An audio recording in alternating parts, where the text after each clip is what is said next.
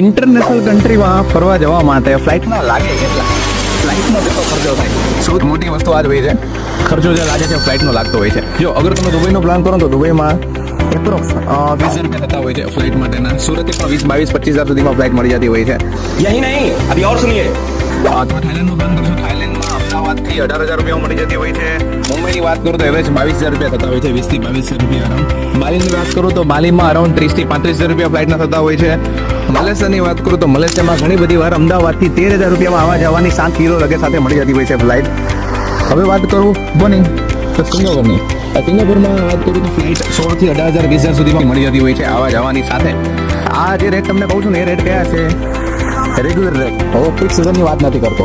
એટલે રેટ ખબર પડી ગઈ તમને ફ્લાઇટના? તેથી તમને આપેલા છે.